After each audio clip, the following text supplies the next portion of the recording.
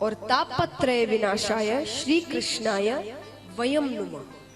3 तरह के ताप होते हैं, भगवान उन तीनों तरह के तापों से हमें मुक्त करते हैं, दैहिक, दैविक और भौतिक। अब मुक्त कैसे करें, उनकी कृपा हम पर कैसे हो, या ऐसा कहे कि भगवान को वश में कैसे करें। चलिए, भगवान तो बहुत ज्यादा हम दूर चले गए, मुझे बताइए आप इंसानों को वश में कैसे करोगे। कोई व्यक्ति है, आपको उसे वश में करना है, कैसे करोगे।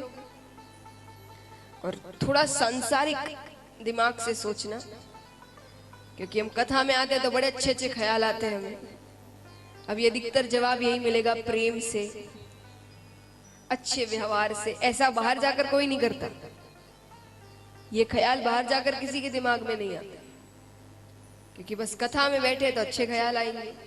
तो एक बार के लिए भूल जाइए आप कथा में बैठे हैं, मानिए आप बाहर हैं, अपने कार्यों में हैं, सांसारिक कार्यों में हैं। उस दिमाग से सोचिए, मनुष्य को अपने वश में करना है कि आप जो बोलो वो वैसा ही करें।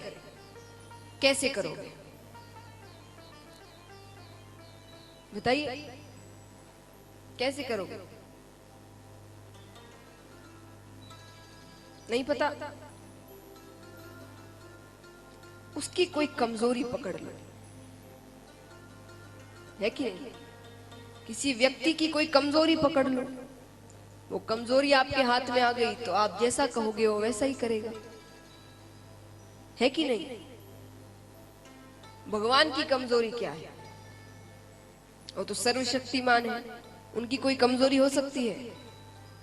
उनकी भी एक कमजोरी है, वो भक्त को रोते हुए नहीं देख सकते। बिल्कुल नहीं, ये मैं नहीं कह रही है, वो खुद कहते हैं। भगवान कहते हैं कि सन्मुख होए जीव मोहि जबहि,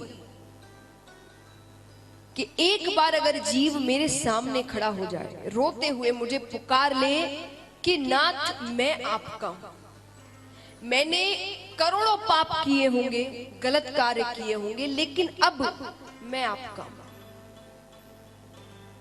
भगवान कहते हैं मैं उसी वक्त उसके करोड़ों करोड़ों पाप वही नष्ट कर देता हूं,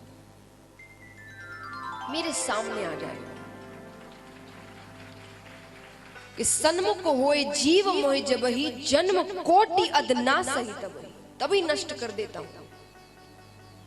ये भगवान की कमजोरी है, वो रोते हुए नहीं देख सकते भक्त को। लेकिन रोना भी असली रोना, ऐसा नहीं एक पाप किया रोने चले गए, फिर दूसरा पाप किया फिर रोने चले गए।